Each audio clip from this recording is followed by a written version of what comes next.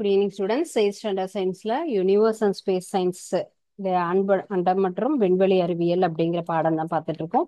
இதுல இன்னைக்கு பார்க்க போற டாபிக் நம்ம வந்து ஆஹ் விண்வெளி விண்வெளிக்கு சென்ற அந்த யார் யார் வீராங்கனைகள் அவங்களுடைய தகவல் தான் பார்க்க போறோம். சரிங்களா? அவங்க யாருன்னு சொல்லிட்டு தான். ஸோ லாஸ்ட் கிளாஸ் நம்ம பார்த்தது நாசா பத்தின டீட்டெயில்ஸ், அண்ட் தென் அப்பல்லோ விண்வெளி திட்டம்னா என்ன அப்படிங்கறதெல்லாம் பார்த்தோம்.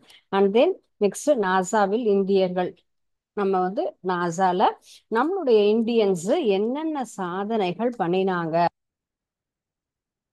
ஆல்ரெடி நம்ம வந்து 2-3 நாளாவே நியூஸ்ல நிறைய டீடைல்ஸ் நம்ம கேள்விப்பட்டுட்டு இருக்கோம் இல்லைங்களா? என்ன தகவல்லாம் நம்ம தெரிஞ்சுக்கிறோம்? நாசா ஒர்க் வித் ஐஎஸ்ஆர்ஓ, இதுதான் இன்னைக்கு நம்ம பார்க்க போறது. NASA work with ISRO. So நாசாவோடு நம்ம வந்து ஐஎஸ்ஆர்ஓ என்னன்னு பார்க்குறோம். And then work of Indians, இந்தியால இருந்து யாரெல்லாம் நமக்கு வந்து விண்வெளிக்கு போனாங்க அப்படிங்கிற தகவல் தான் நம்ம பார்க்க போறோம். Work of Indians at NASA. Yes, who is the first person people of Indian or in America are working in NASA are there.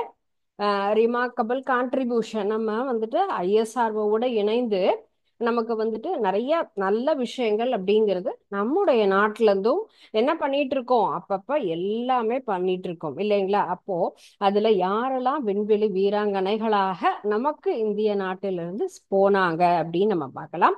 S, first person பார்த்தா கல்பனா சாவ்லா அப்படிங்கிறவங்க தான். கல்பனா சாவ்லாங்கிறவங்க வந்து எந்த ஊர்ல இருந்து பிறந்தாங்க, எந்த மாசம், ஸோ எங்க அங்க அந்த பிளேஸுக்கு எவ்வளோ நாள் அங்க போனாங்க, அண்ட் தென் எப்போ நாசாவோட அவங்க அந்த பணியில ஜாயின் பண்ணினாங்க, அண்ட் தென் எந்த திட்டத்தின் மூலமாக அவங்க ஸ்பேஸுக்கு போனாங்க, இந்த தகவல்லாம் தான் நம்ம பார்க்க போறோம். ஓகே, ஃபர்ஸ்ட் யார் சொன்னோம்? கல்பனா சாவ்லா. எஸ், இவங்க தான் நமக்கு முதலாக என்ன பண்ணினாங்க, நம்மளுடைய ஸ்பேஸுக்கு சென்ற ஒரு பெண்மணி அப்படிங்கிறவங்க. எஸ், எல்லாருக்கும் கண்டிப்பா இவங்களுடைய போட்டோ தெரிஞ்சிருக்கும் இல்லைங்களா? இவங்க தான் Kalpana Chawla. So born on 17th March 1962, 1962 March 17ஆம் தேதி. ஸோ இவங்களுடைய பிறந்த நாள் என்னது, இன்னைக்கு டேட் வந்து 20th இல்லையா? ஸோ இதற்கு 2 நாளைக்கு முன்னாடி தான் இவங்களுடைய பர்த்டே. ஸோ மார்ச் மாதம் 17ஆம் தேதி 1962 மார்ச் 17th தான் இவங்க பிறந்த தினம். சரிங்களா? சோ 1988 எப்போ, இது வந்து ஃபர்ஸ்ட் பாயிண்ட். இவங்களை பத்தின எல்லா தகவலும் நமக்கு தெரியணும் அப்படிங்கிறது. நாசாவில் இந்தியர்களுடைய பணி என்ன, பணிங்கும் போது நம்மளுடைய கான்ட்ரிபியூஷன் யாரெல்லாம் நம்ம என்னென்ன பண்ணினோம், சாதனை பண்ணினோம் அப்படிங்கறது தான் தெரிஞ்சுக்கிறோம். முதல்ல இவங்களுடைய பிறந்த தினம் என்ன அப்படின்னு நம்ம தெரிஞ்சுக்கிட்டோம். அண்ட் தென் நெக்ஸ்ட் எப்போ இவங்க நாசாவில் சேர்ந்தாங்க, அதுதான மெயின் இல்லையா? 1988, 1988 நாசாவில் இவங்க என்ன பண்ணாங்க, அதுல பணிபுரிய துவங்கினாங்க. அண்ட் தென் 1997 தான் இவங்க என்ன பண்ணினாங்க, விண்வெளிக்கு செல்வதற்கு செலக்ட் ஆன வருஷம். ஸோ 1962 அங்கு 1988 என்பது நாசால இவங்க ஜாயின் பண்ணினது. ஒர்க் அப்படிங்கிறது விண்வெளிக்கு போகிறது மட்டும் கிடையாது, கீழே அங்க இருக்கக்கூடிய வேலைகள் அங்கெல்லாம் செஞ்சது 1988.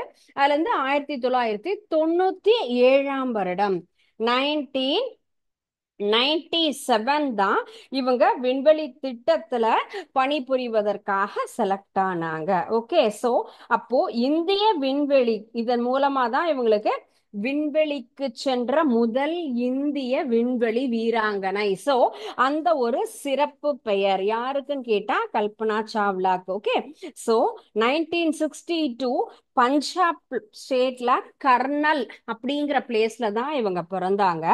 1988 நாசாவில் பணிபுரிய அவங்க வந்து செலக்ட் ஆனாங்க. And then 1997 Columbia shuttle mission Columbia shuttle mission அப்படிங்கிற அந்த ஒரு விண்வெளி இதுல தான் அவங்க என்ன பண்ணியிருக்காங்க, மேல விண்வெளிக்கு செல்வதற்கு தேர்வு செய்யப்பட்டார்கள். நம்ம அப்பல்லோ மிஷன், சந்திராயன், மங்கள்யான் இப்படி எல்லாம் நம்ம பார்த்தோம் இல்லையா? அது போல இவங்க எந்த மிஷன்ல அவங்க ஜாயின் பண்ணினாங்க அப்படின்னு கேட்டா, கொலம்பியா. கொலம்பியா விண்வெளி திட்டம். ஒவ்வொரு திட்டத்திற்கும் ஒரு ஒரு பேர் இல்லைங்களா? சோ எந்த திட்டத்துல கல்பனா சாவ்லா அவர்கள் விண்வெளிக்கு செல்வதற்கு செலக்ட் ஆனாங்க, யார பத்தி பாக்குறோம் இப்ப? கல்பனா சாவ்லா பத்தி தான் பார்த்துட்டு இருக்கோம் இல்லைங்களா? சோ இவங்க செலக்ட் ஆன அந்த ஒரு மிஷன் கொலம்பியா தான். சோ இதுல அவங்க செலக்ட் ஆகி அவங்க என்ன அதுல விண்வெளிக்கு போனாங்க. சோ இந்த இதனாலதான் அவங்க என்ன பேர் அவங்களுக்கு, முதலாக இந்தியால இருந்து விண்வெளிக்கு சென்ற ஒரு வீராங்கனை. சோ சோ என்ன பேரு? First Indian women astronaut go to the space. First Indian women astronaut to go to space.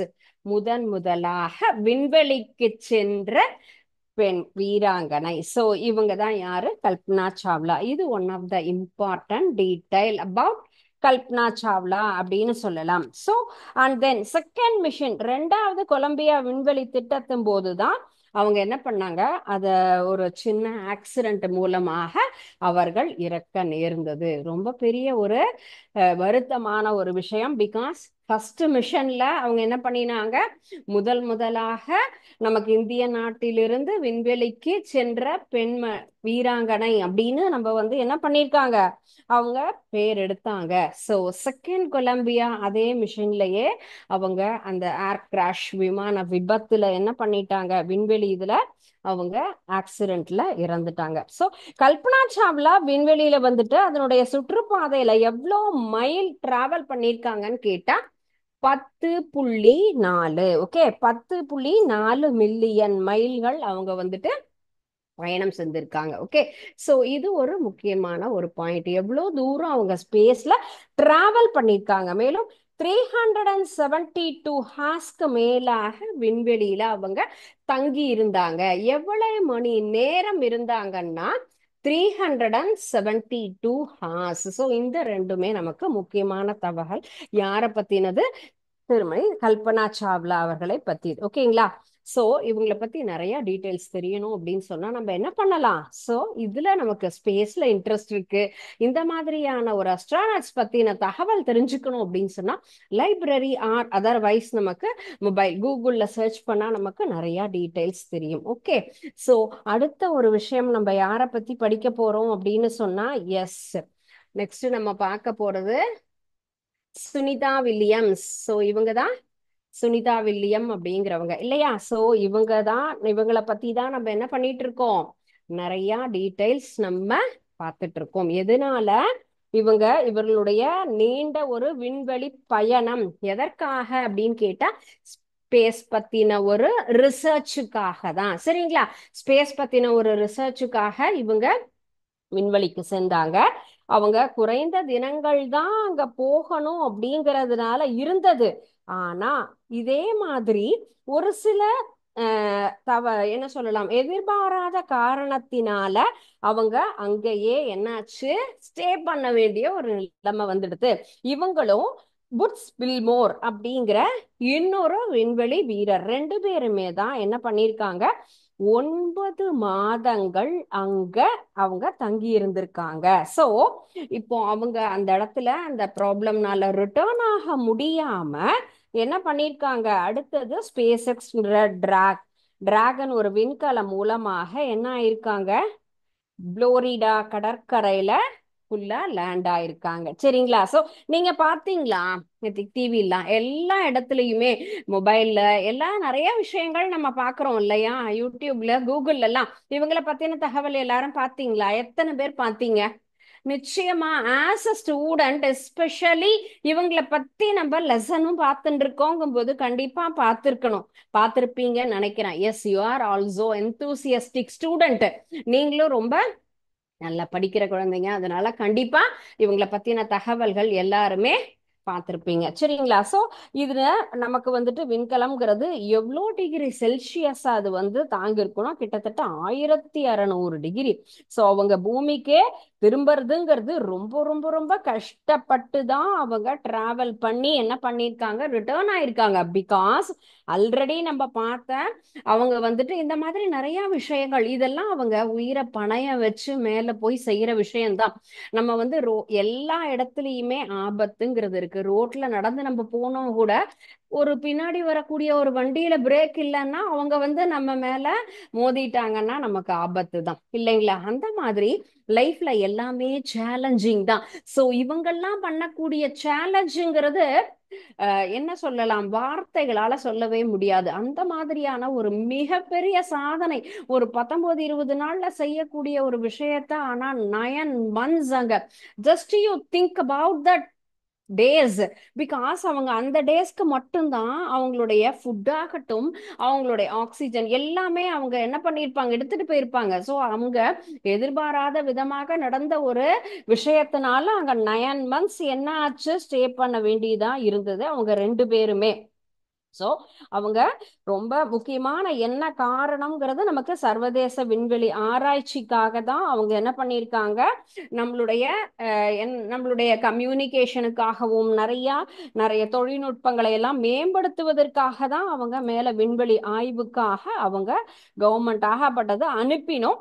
But அவங்க இந்த மாதிரி ஒரு விஷயத்தினால பட் ரொம்ப ஹாப்பியான ஒரு விஷயம், ரிட்டர்ன் ஆன விஷயம் இல்லைங்களா? அதை சரி பண்ணி அவங்களையும் சேஃபா கூட்டிட்டு வந்துட்டு now she is so happy. 2 பேருமே ரொம்ப நார்மலா இருக்காங்க ஹெல்த் வைஸ் அப்படின்லாம் சொல்லியிருக்காங்க. ஓகே, ஸோ நீங்க என்ன பண்ணுங்க, இது ஒரு என்ன சொல்லலாம், நம்ம நீங்க படிக்கக்கூடிய ஒரு காலத்துல இந்த சுனிதா வில்லியம்ஸ பத்தின இந்த ஒரு தகவல் அப்படிங்கிறது அடுத்த ஒரு ஜெனரேஷனுக்கு நாங்க இவங்களை பத்தி படிக்கும் போதுதான் இவங்களுக்கு இந்த மாதிரியான ஒரு முக்கியமான அனுபவம் நடந்தது அப்படின்னு சொல்லி என்ன பண்ணலாம், நீங்க அதை எக்ஸ்பிளைன் பண்ணலாம். இல்ல அடுத்து வரக்கூடிய வருடங்களில் வரக்கூடிய மாணவர்களுக்கும் அந்த புக் அடுத்த பிரிண்ட் போடும்போது இந்த சாதனையும் சேர்த்து வரும். அது நாங்க என்ன பண்ணனா, இந்த 8th ஸ்டாண்டர்ட் படிக்கும்போது தான்ப்பா இந்த மாதிரி நிகழ்ந்தது அப்படின்னு நம்ம என்ன பண்ணணும், ஞாபகம் வச்சுக்கணும். இதெல்லாம் தான் அறிவியல் சாதனைகள்.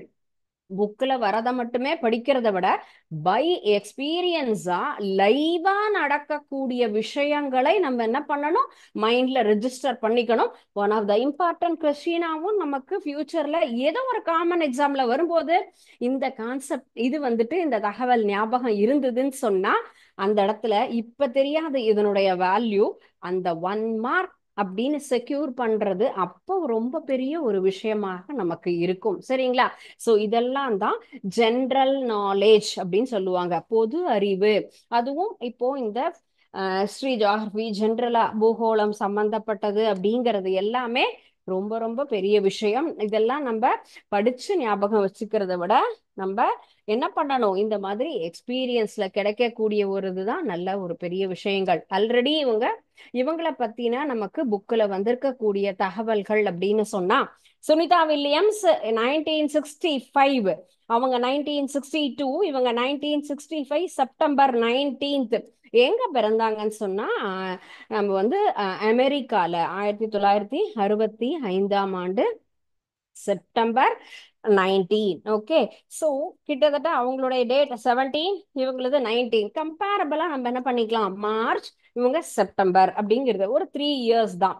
நெக்ஸ்ட் இவங்களும் எந்த வருஷம் ஜாயின் பண்ணியிருக்காங்கன்னு கேட்டா அவங்க 1988, இவங்க 1998. ஓகே, கிட்டத்தட்ட 10 ஆண்டுகளுக்கு அப்புறமா இவங்க ஆகஸ்ட் மாதம் இந்த இடத்துல விண்வெளி வீரராக இவங்க என்ன பண்ணிருக்காங்க, இந்த பணிக்கு வந்திருக்காங்க. சோ பன்னாட்டு விமான நிலையத்துல 2 முறை இவங்க டிராவல் பண்ணிருக்காங்க. இவங்களுடைய ஸ்பெஷல் என்னன்னு கேட்டா விண்வெளியில நீண்ட தூரம் நடந்த பெண். சோ விண்வெளியில ரொம்ப தூரம் நடந்தவங்க யாரு,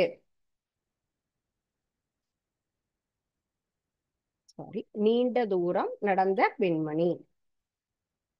நீண்ட தூரம் அப்படின்னும் சொல்லலாம், அதே போல நீண்ட நாட்கள் அங்கேயே தங்கி இருந்தவங்க, இதையும் நம்ம சேர்த்துக்கலாம். பிகாஸ் நேத்திக்கு நடந்த அந்த ஒரு ரிட்டர்ன் ஆனது, பிகாஸ் அவங்க ஒரு 15-20 நாள்ல செய்யக்கூடிய வேலைகளை பாவம் அந்த ஒரு தவறு ஏதோ ஒரு சின்ன ஒரு டிஸ்டர்பன்ஸால 9 மாதங்கள் அவங்க தங்கி இருந்து அதை பண்ணியிருக்காங்க. சரிங்களா? அப்ப இன்னொரு இதுல நம்ம என்ன பண்ணிக்கலாம், ஆட் பண்ணிக்கலாம். சரியா? நீண்ட தூரம் நடந்த பெண், ரொம்ப தூரம் அந்த இடத்துல என்ன பண்ணிருக்காங்க, நடந்தது அப்படிங்கிறது பெரிய சாதனை இல்லையா?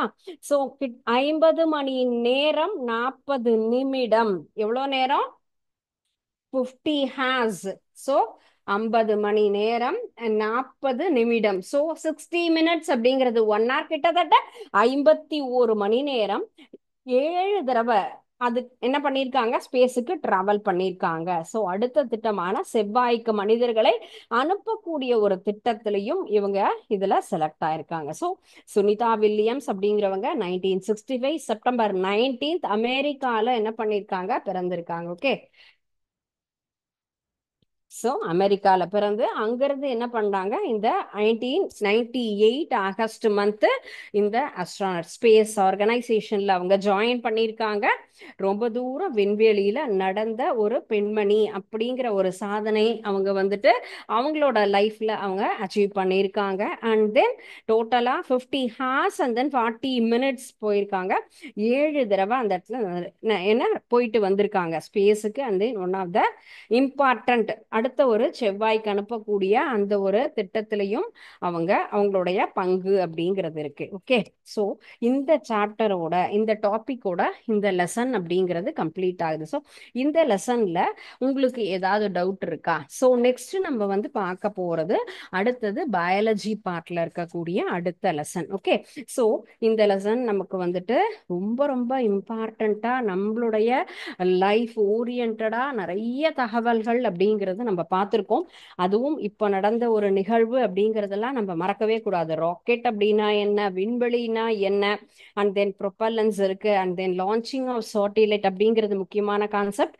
இந்தியாவினுடைய ஸ்பேஸ் ப்ரோக்ராம் என்னது, அண்ட் நிறைய சின்ன சின்ன ஒரு விண்வெளி ஆராய்ச்சி பத்தின சயின்டிஸ்ட் தகவல்கள் எல்லாம் தெரிஞ்சுக்கிட்டோம்.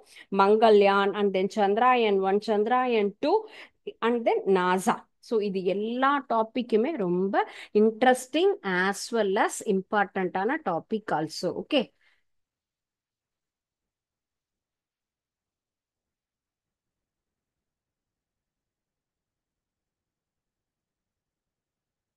இப்போ நம்ம இது ரிலேட்டடா ஒரு சின்ன ஆக்டிவிட்டி அப்படிங்கறது பார்க்கலாம். அடுத்தது நம்ம புக் இந்த எம்சிக்யூ அண்ட் நெக்ஸ்ட் நம்ம பார்க்கலாம் அடுத்த ஒரு புது லெசன் அப்படிங்கிறது. ஓகே. ஸ்பேஸ் பத்தின ஒரு சின்ன சின்ன டீட்டெயில் தான். சரிங்களா? ஸ்பேஸ் அப்படின்னு சொல்லும் பொழுதே நமக்கு என்னென்ன தகவல் அப்படிங்கிறது தெரியும். Which is the closest planet to the sun? எது நமக்கு எதோட ரொம்ப நெருக்கமாக இருக்கக்கூடியது? சன்னோட. அதனுடைய வரிசை தெரியுமா உங்களுக்கு? கண்டிப்பா தெரிஞ்சிருக்கணும்ல எந்த வரிசையில இருக்கு அப்படிங்கிறது. So Venus, Earth and Mercury. So which one is closest? Yes, Mercury. Mercury அப்படிங்கிறது தான் நம்ம ரொம்ப க்ளோஸா இருக்கக்கூடியது. Which is the largest planet? ரொம்ப பெரிய பிளானட் அப்படிங்கிறது எது? Neptune, Mercury, Jupiter. 3 ஆப்ஷன் கொடுத்துருக்காங்க. Neptune, Mercury, Jupiter. Yes, Jupiter அப்படிங்கிறது தான் பெரிய ஒரு கோள், லார்ஜஸ்ட் பிளானட் அப்படின்னு சொல்லலாம். Okay. Third question, which is the planet will live and unique planet? எது நம் வாழ்வதற்கு எல்லா வகையான ஒரு வசதிகளோட இருக்கக்கூடியது? Jupiter, Venus and earth. இந்த மூணுல எது நமக்கு கரெக்டா இருக்குன்னு கேட்டா எஸ், எர்த்ல தான் இல்லையா நமக்கு வாழ வேண்டிய எல்லா வகையான காற்று, நீர், உணவு, உறைவிடம் எல்லாமே கிடைக்கக்கூடிய ஒரு விஷயம் பூமியில தான் இருக்கு. Which planet is called blue planet? Blue planet அப்படிங்கிறது என்னது? கோள் அப்படிங்கிறது earth, Uranus and mass. So எது நமக்கு நீளம்னா எல்லாம் தண்ணி நிறைய இருக்கக்கூடிய பகுதிங்கிறது என்னது? எர்த் அப்படிங்கிறது தான். சோ இதுக்கு தான் இன்னொரு name blue. Which planet is call dark planet? Dark பிளானட்ங்கிறது Earth, Mars and Pluto. A B C ஆப்ஷன்ல option C Pluto is the right answer. அதுதான் டார்க் பிளானட் அப்படின்னு நம்ம சொல்லுவோம். ஸோ இந்த ஒரு டீடைல் அப்படிங்கிறது நம்ம பார்த்த இந்த லெசனோட ஓரியன்டா இருக்கக்கூடியது தான். So closest planet to the chana mercury. அதன் அடிப்படையில பாத்தீங்கன்னா முதல்ல இருக்கக்கூடியவங்க இவங்க தான். ஸோ அவங்க தான் அப்ப க்ளோஸா இருப்பாங்க. பெரிய கோள் லார்ஜஸ்ட் பிளானட்னா ஜூபிட்டர். எந்த பிளானட்ல நம்மளால வாழ முடியும், தனியாக எல்லா சிறப்பம்சங்களோடு இருக்கக்கூடியது. So which is the planet will live and unique planet அப்படின்னா Earth. And next which planet is call blue planet அப்படின்னா எர்த்துக்கு தான் இந்த நீலக்கோள்ங்கிற சிறப்பு பெயர். Which planet is call dark planet அப்படிங்கிறதும் ப்ளூட்டோ அப்படிங்கிறது. ஓகே. ஸோ இந்த ஆக்டிவிட்டி நமக்கு இந்த லெசனோட ஓரியன்டா இருக்கும். கண்டிப்பா உங்களுக்கு இதுவும் யூஸ்ஃபுல்லா இருக்கும். ஓகே. எஸ், நம்ம இப்ப பார்த்த இந்த லெசன்ல இருந்து வரக்கூடிய 1 மார்க் கொஸ்டின் தான் நம்ம பார்க்க போறோம். Okay.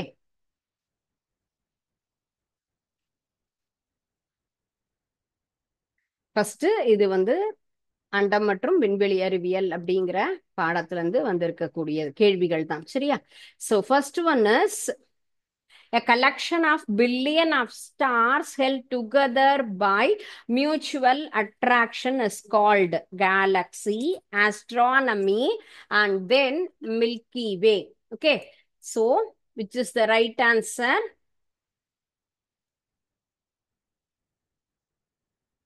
Collection of billion of stars held together by mutual attraction is called galaxy, and then astronomy, and then Milky Way. கவர்ச்சி விசையினால் பிணைக்கப்பட்ட லட்சக்கணக்கான விண்மீன்களின் தொகுப்பு, விண்மீன் திரள், வானியல் அல்லது பால்வெளி. இதுல எது ரைட் ஆன்சர் அப்படிங்கிறத சூஸ் பண்ணுங்க. ஓகே.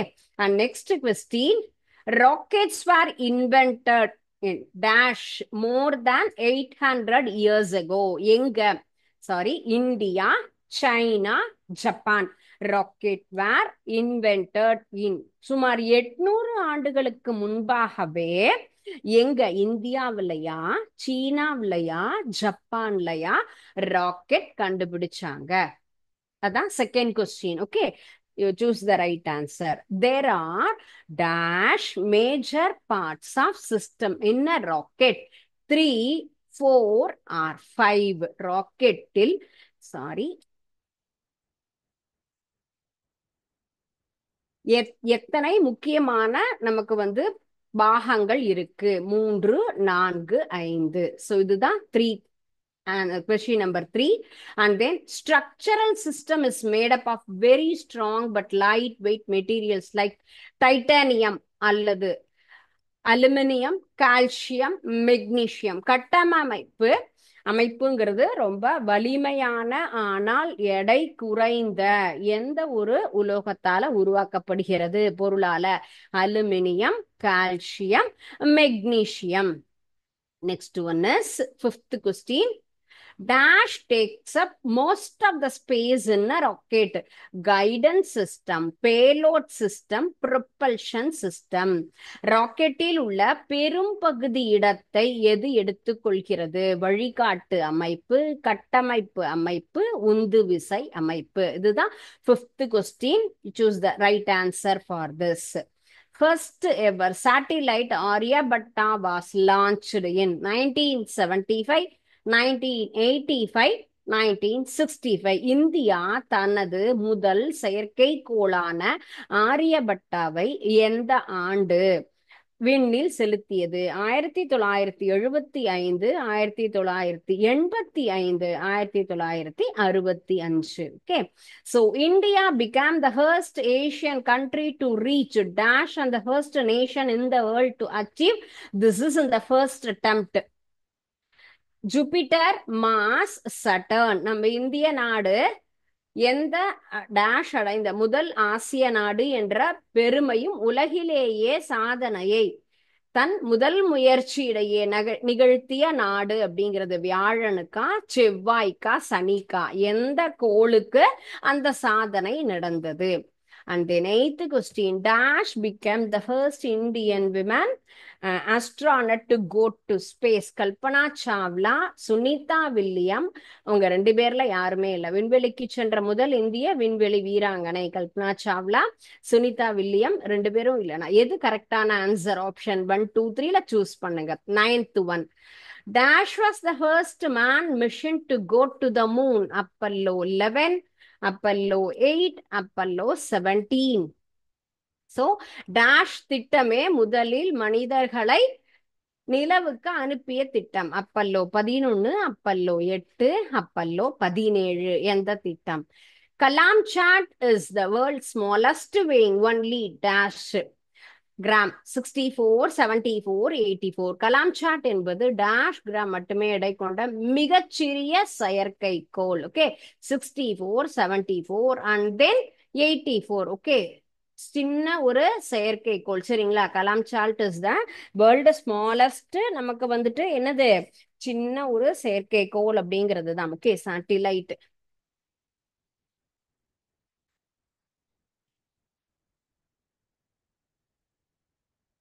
ஓகே, சேட்டிலைட் ரொம்ப எவ்வளோ கிராம்? 64ஆ, 74ஆ, 84ஆ? கலாம் சாட் என்பது டேஷ் கிராம் எடை. ஸோ இந்த 10 கொஸ்டினுமே நம்ம இப்ப பார்த்த பாடத்திலிருந்து ரிலேட்டடா வந்த சின்ன சின்ன கொஸ்டின்ஸ், ரொம்ப எளிதான ஆன்சர். ஏன்னா நம்ம இப்பதான் பார்த்தோம் அப்படிங்கிறதுனால நம்மளால கரெக்டா என்ன பண்ண முடியும், அதுக்கு உண்டான ஆன்சரை கரெக்டா சூஸ் பண்ணி எழுத முடியும். ஓகே, ஸோ கரெக்டான ஆன்சரை எழுதி ஃபுல் மார்க் செக்யூர் பண்ணுங்க. நெக்ஸ்ட் நம்ம பார்க்கக்கூடிய lesson conservation of plants and animals. So this is the last lesson in this term. இது எல்லா லெசனுமே நம்ம என்ன பண்ணிட்டோம், கம்ப்ளீட் பண்ணிட்டோம். பயாலஜி பார்ட்ல இருக்கக்கூடிய லெசன் தான் இது. Conservation of plants and animals. So இந்த பாடமும் ஆல்ரெடி உங்களுக்கு என்ன பண்ணியிருக்காங்க, ஃபுல்லுமே ஒரு இன்ட்ரடக்ஷன். டீஃபாரஸ்டேஷன்னா என்ன, காசஸ் ஆஃப் டீஃபாரஸ்டேஷன். இன்ட்ரடக்ஷன் அப்படின்னு சொல்லும் பொழுது நமக்கு இதனுடைய பேசிக்கான ஒரு இதனுடைய கருத்து என்ன அப்படின்னு சொல்லும்போது, எர்த் அப்படின்னாலே என்னது, அதிகமான சின்ன சின்ன ஒரு தாவரங்கள், மனிதர்கள் எல்லாரும் இருக்கக்கூடிய ஒரு பகுதி அப்படின்னு சொல்லியிருக்கோம். ஸோ இதுல நமக்கு எவ்வளவோ சின்ன சின்ன ஆர்கான்ஸ் எல்லாம் இருக்கு அப்படின்னு நம்மளால என்ன பண்ண முடியும், ரொம்ப எளிதாவே என்ன நம்மளால கவுண்ட் பண்ணவே முடியாதுல்ல. எவ்வளவு தாவரங்கள் இருக்கு, எவ்வளவு நமக்கு வந்து இருக்குன்னு நம்மளால என்ன ப்ரிடிக்ட் பண்ணவே முடியாது. அந்த அளவுக்கு நமக்கு வந்துட்டு என்ன இருக்கு, அவ்வளோ சின்ன சின்ன மைக்ரோ ஆர்கானிசம், பிளான்ஸ், அனிமல்ஸ் எல்லாருமே இருக்கக்கூடிய ஒரு இடம் தான் இல்லைங்களா? பிளான்ஸ் இருக்காங்க, ஹியூமன்ஸ் இருக்கும், அண்ட் தென் அனிமல்ஸ். ஸோ எல்லாருமே இருக்கக்கூடிய ஒரு பகுதி அப்படிங்கிறது தான் நம்ம. அப்ப நம்ம என்ன பண்ணணும், கன்சர்வேஷன்னாலே பாதுகாப்பு இல்லைங்களா?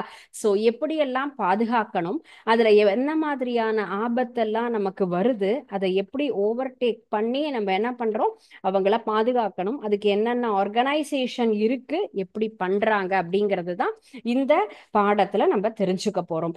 எல்லாருக்குமே தெரிஞ்ச கான்செப்ட் தான். ஸோ என்னென்னலாம் இதுல இருக்குன்னா, என்ன டாபிக்லாம் பார்க்க போறோம்னா, deforestation, endangered species, conservation of plants and animals, and then wildlife sanctuaries, and then national park. இந்த தகவல் எல்லாம் தான் இந்த பாடத்துல நம்ம தெரிஞ்சுக்க போறோம். ஃபர்ஸ்ட் ஒன்,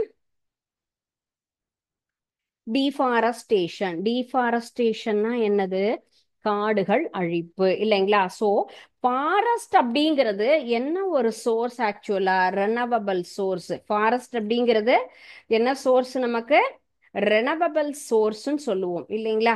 ஸோ ரெனவபிள், நான் ரெனவபிள் இல்லையா, புதுப்பிக்கத்தக்கது, புதுப்பிக்க முடியாதது அப்படின்னு நம்ம சொல்லலாம். ஃபாரஸ்ட்ங்கிறது ரொம்ப முக்கியமாக இருக்கக்கூடிய ஒரு ரெனவபிள் சோர்ஸ் சொல்லலாம். இது நம்மளுடைய இதுல 30% ஆஃப் த லேண்ட் சர்ஃபேஸ்ல கவர் ஆயிருக்கு. ஃபாரஸ்ட்ங்கிறது உலகத்துல 30% நமக்கு கவர் ஆயிருக்கக்கூடிய ஒரு விஷயம். மெயினா என்ன பண்றாங்க, காடுகள் அப்படின்னாலே யாரு, மரம், செடி, கொடிகள் தான். என்ன உற்பத்தி செய்யறாங்க, நம்மளுடைய உயிர் வாயுவான ஆக்சிஜன் அப்படிங்கறத தான் உற்பத்தி செய்யறாங்க இல்லைங்களா? யாரு, காடுகளில் இருக்கக்கூடிய மரங்கள். ஸோ அவங்க தான் ஆக்சிஜனை உற்பத்தி செய்யக்கூடிய முக்கியமான ஒரு ஃபேக்டரி. இல்லையா? அவங்க இல்லாட்டி நமக்கெல்லாம் நம்ம வீட்டில் இருக்கிற செடி கொடிகள் எல்லாமுமே ஆக்சிஜனை உற்பத்தி செய்யறாங்க. ஆனாலும் முக்கியமாக காடுங்கிறது மரங்கள் நிறைந்த அடர்ந்த பகுதி சொல்லுவோம். அப்ப சின்ன செடியிலிருந்து உற்பத்தி ஆறதை தவிர காடுகள் மூலமாக நமக்கு கிடைக்கக்கூடிய ஆக்சிஜனுடைய அளவு என்பது அதிகமாக இருக்கும் இல்லைங்களா? Maintain the level of carbon டை ஆக்சைடோட லெவலையும் கரெக்டா இவங்க என்ன பண்ணுவாங்க, மெயின்டைன் பண்ணுவாங்க. அதை தவிர மரம் என்பது நம்முடைய வீட்டில் இருக்கக்கூடிய எல்லா வகையான பொருட்களுக்கும் ஹவுஸ் ஹோல்ட் இல்லையா மெட்டீரியல், நம்ம வீட்டில் இருக்கக்கூடிய சோஃபா, பெஞ்சு, சேரு, அல்மேரா, இந்த மாதிரி எல்லா விஷயங்களுமே மேலே சாதாரணமாக நமக்கு வீடு கன்ஸ்ட்ரக்ஷனுக்கே மரங்கிறது தேவை இல்லைங்களா? மேலே சாரம் கட்டுறதுக்கெல்லாம் என்ன வேணும்பாங்க, என்ன சீலிங் இருந்தாலுமே அந்த மரம்ங்கிறதும் நமக்கு கண்டிப்பாக வேணும். மரம் அப்படிங்கிறது ரொம்ப ரொம்ப இம்பார்ட்டண்ட்டான ஒரு விஷயம் நம்ம வீட்டில். அண்ட் நெக்ஸ்ட் ஒன், நம்ம ஃபர்னிச்சர்ஸ் எல்லாம் ப்ரிப்பேர் பண்ணுறதுக்கும், அண்ட் தென் பேப்பர் இல்லைங்களா, பேப்பர் மேனுஃபேக்சரிங்க்கும் அந்த மரம் அப்படிங்கிறது தான் நமக்கு முக்கியமானது. அடுத்த ஒரு விஷயம் மூலிகை இல்லையா, மருத்துவ குணம் கொண்ட அதிகமான மரம் செடி கொடிகள் எல்லாமே இருக்கு. மருந்து எல்லாமே கெமிக்கல்ஸ் கிடையாது இல்லையா? நிறைய நமக்கு இயற்கை வைத்தியத்திற்காக நிறைய வகையான மூலிகைகள் அப்படிங்கிறதும் நமக்கு செடி கொடிகள் மூலமாக, அதுவும் காடுகள்ல நிறைய கிடைக்குது. அந்த யூக்லிபஸ் மரம் அசைஞ்சா அதுல இருந்து வரக்கூடிய காற்றே நமக்கு என்ன ஆகும், ரெஸ்பிரேட்டரி ப்ராப்ளமா கிரியேட் பண்ணும். ரியலா ஜஸ்ட் யூ ஃபீல், உங்க வீட்ல யார் வீட்லயாவது இருக்கான்னு நீங்க கண்டிப்பா திங்க், அதை வந்து ட்ரை பண்ணி பாருங்க. அந்த தைல மரம் காத்துல அசையும் பொழுது அதுல இருந்து வரக்கூடிய காத்து நல்லா இருக்கும். அந்த உரசும் போது அந்த ஒன்றோடு ஒன்று இலை உரசினா அதுல இருந்து வரக்கூடிய ஸ்மெல்ல நம்ம இன்ஹேல் பண்ணினாலே நமக்கு இந்த சுவாச பாதையில இருக்கக்கூடிய அந்த ஒரு சின்ன சின்ன ப்ராப்ளம் கிரியேட் ஆகும். அந்த லீஃபை டெய்லி நம்ம எடுத்து மோந்து பார்க்கலாம். அது போல பாடி பெயின், ஃபீவர் அப்படின்லாம் வந்ததுன்னு சொன்னா அந்த மரத்துல இருக்கக்கூடிய இலையை என்ன பண்ணுவாங்க, நம்ம குளிக்கிற ஹாட் வாட்டர்ல எடுத்து நம்ம குளிச்சோன்னு சொன்னா நல்ல ஒரு எசன்ஸ் அதுல இருந்து இறங்கும். அது நம்மளுடைய பாடி டெம்பரேச்சர் எல்லாம் ரிடியூஸ் பண்ணும், பாடி பெயின் எல்லாம் ரிடியூஸ் பண்ணும். அது போலதான் துளசி, தும்பை, இந்த மாதிரி நிறைய சின்ன சின்ன மூலிகைகள், கீழாநல்லி, செடி கொடி மரம் இல்லைன்னு சொன்னா நமக்கு மருந்துகளே பாதிக்கு மேல கிடைக்காது. அந்த அளவுக்கு எல்லா மருத்துவ குணம் கொண்ட செடிகளுமே நமக்கு மரங்கள் செடி கொடிகள் மூலமாக கிடைக்குது இல்லைங்களா? சோ இந்த மாதிரி ஒரு நல்ல விஷயத்தை தான் நம்ம என்ன பண்ணிட்டு இருக்கோம், அழிச்சிட்டு இருக்கோம். சரிங்களா? டிஃபாரஸ்டேஷன்னா என்னது, காடுகள் அழித்தல் அப்படிங்கிறது நம்முடைய தேவைகளுக்காக என்னென்னலாம் செய்யறோம். So what are the causes of deforestation? Agricultural, urbanisation, mining, construction of dam, and then timber production. இப்போ என்னென்ன காரணங்களுக்காக நாம் மரங்களை அழிக்கின்றோம்? இப்ப சொன்ன அதே காரணம் தான் இந்த லெசன்ல நம்ம படிச்சோம் அப்படின்னு சொன்னா திரும்ப திரும்ப ஒரே கான்செப்டையே அப்படியே வைசி வர்சாவா வர மாதிரி இருக்கும். திரும்ப என்ன காரணத்துக்காக அழிக்கிறோம், என்ன செஞ்சா அதை தவிர்க்கலாம் அப்படிங்கிறதும் கிட்டத்தட்ட நம்ம இதே தான். First one is agriculture. நம்முடைய மக்கள் தொகை பெருக்கத்தின் காரணமாக அதிகமாக மக்கள் தொகை, நிறைய சாப்பாடு தேவை. சோ இல்லையா, முக்கியமாக அப்ப காடுகளை அழித்து விவசாய நிலங்களை மேம்படுத்துகிறோம். விவசாயத்தை நம்ம என்ன பண்றோம், அதிகப்படுத்தணும். பயிர் விளையக்கூடிய ஒரு நிலம் அப்படிங்கிறது தான் என்னது, பயிர்கள் மேம்பாடு, பயிர் விளைச்சலை அதிகப்படுத்துவதற்காக ஃபர்ஸ்ட் பாயிண்ட் அதுதான். சரிங்களா? மெயினான பாயிண்ட் இல்லையா, சாப்பாடு வேணும். ஸோ ஃபுட் ப்ரொடக்ஷன் அப்படிங்கிறது தான் முக்கியமான விஷயம். அப்ப உணவு தயாரிப்பதற்காக காட்டினை அழித்து பயிர் விளையக்கூடிய நிலங்களாக நாம் மாற்றுகின்றோம் அப்படிங்கிறது. சரிங்களா?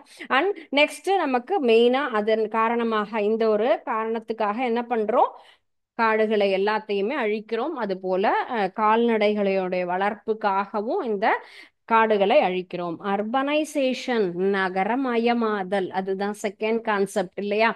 எல்லாருக்கும் உண்டான ஒரு மோகம் அப்படின்னு சொல்லலாம். எல்லாரும் சிட்டியில தான் இருக்கணும் அப்படிங்கிற மாதிரியான ஒரு எண்ணம் இல்லையா? ஏன்னா கிராமத்துல இருக்கேன் அப்படின்னு சொல்றதையே என்ன சொல்றாங்க, ஒரு ஹெசிடேட் அது சொல்றதுக்கே குழந்தைங்களுக்கு. எங்கன்னு சொன்னா பெரிய சிட்டி பேரா சொல்றதை விட சின்ன சின்ன கிராமம் பேரை சொல்றதுக்கு கூச்சப்படுறாங்க. தயவு செய்து அப்படி சொல்லவே யாருக்கும் அந்த மாதிரி தாட் வரவே கூடாது. ப்ரௌடா சொல்லு, நான் இந்த கிராமத்துல இருந்து வரேன், எனக்கு இவ்வளவு விளைநிலம் இருக்கு, நாங்க இப்படி விவசாயம் பண்றோம், என்னென்ன பயிர் விளையுது, என் வீட்டுல இத்தனை நமக்கு வந்து கேட்டில்ஸ் இருக்கு, இவ்வளவு உற்பத்தி பண்றோங்கிறத பெருமையா சொல்லிக்கோ. நீங்க தான் உற்பத்தியாளர். சிட்டியில இருக்கவங்க எல்லாம் வாங்கி சாப்பிடுறவங்க. அந்த எண்ணத்தோட இருங்க, நிச்சயமா ஒரு நல்ல விஷயம் அது. ஏன்னா நகரத்துல இருக்கிறது நல்ல விஷயம்தான். நிறைய மேனுஃபேக்சரிங் இண்டஸ்ட்ரீஸ்ல ஒரு எம்ப்ளாயியா இருக்கலாம், ஒர்க் பண்ணலாம், எல்லாம் சௌகரியமா இருக்கும். ஆனா இப்போ கிராமம் இல்லைன்னு சொன்னா நகரத்துல இருக்கவங்களுக்கு ஒன்றும் கிடைக்காது சாப்பாடெல்லாம். ஸோ விவசாயிகள் தயாரிக்கக்கூடிய உணவு மூலமாக தான் என்ன பண்றோம், நம்ம சாப்பிட்றோம். ஸோ அந்த விவசாய நிலத்தை எல்லாத்தையுமே அழிச்சு தான் என்ன பண்றோம், நிறைய கன்ஸ்ட்ரக்ஷன் அப்படிங்கிறதுக்காக இண்டஸ்ட்ரீஸ் அப்படிங்கிறது உருவாகிறது. பெரிய பெரிய தொழிற்சாலைகள் அப்படிங்கிறது என்ன பண்ணிட்டு இருக்கோம், உருவாக்கிட்டு இருக்கோம். அண்ட் தென் பெரிய பெரிய அப்பார்ட்மெண்ட்ஸ் எல்லாம் சொஃபஸ்டிக்கா இருக்கணுங்கிறதுக்காக கட்டிட்டு இருக்காங்க. ஸோ அது எல்லாமே நல்ல விஷயம் அப்படிங்கிறது கண்டிப்பாக இல்லை. சரிங்களா? நமக்கு தேவையான விவசாய நிலத்தை தவிர்த்து தான் என்ன பண்ணணும், இதையெல்லாம் நம்ம செய்யணும் அப்படிங்கிறத நீங்க ஆஸ் அ ஸ்டூடெண்டா இந்த டயத்துல ஆஸ் அ சில்ட்ரன் நீங்க ஞாபகம் வச்சுக்கோங்க. எக்காரணத்தை கொண்டுமே இதை ஃபுல்லா எராடிகேட் பண்ணிட்டு நான் பில்டிங் கட்டுவேங்கிற எண்ணம் நமக்கு வரக்கூடாது. ஓகே, ஸோ காசஸ்ல first one agriculture and then next one is urbanisation அப்படிங்கிற கான்செப்ட். ஸோ இதுக்காக ரோடு கட்டுறது and then development of houses, இந்த விஷயத்துக்காகலாம் என்ன பண்ணிட்டு இருக்கோம், காடுகளை அழிச்சுட்டு இருக்கோம். ஸோ ஃபர்ஸ்ட் என்ன காரணத்துக்காகங்கிறதுல நம்ம ஒன் ஆர் டூ ரீசன்ஸ் பார்த்துருக்கோம். இதுக்கு முன்னாடி பார்த்தது இன்னைக்கு இந்த செஷன்ல யூனிவர்ஸ் அண்ட் ஸ்பேஸ் சயின்ஸ் அப்படிங்கிற பாடத்துல நமக்கு கல்பனா சாவ்லா அந்த வீராங்கனை பற்றியும் சுனிதா வில்லியம் அவர்களினுடைய தகவலை பற்றி தெரிஞ்சுக்கிட்டோம். அண்ட் தென் அந்த லெசன்ல வந்து ஒரு சின்ன ஆக்டிவிட்டி ஆஸ் வெல் அஸ் அதுல வந்து ஒரு டெஸ்ட் அதையும் அட்டன் பண்ணிருக்கோம். இந்த லெசன் ஸ்டார்ட் பண்ணிருக்கோம். இது வரைக்கும் பார்த்ததுல உங்களுக்கு ஏதாவது டவுட் இருந்தா ப்ளீஸ் ஆஸ்க் மீ, அல்லது படிச்சுன்னு வாங்க. நெக்ஸ்ட் கிளாஸ் நம்ம இதை பத்தி டிஸ்கஸ் பண்ணலாம். Okay, thank you students. வாழ்க பாரதம், வெல்க தமிழகம்.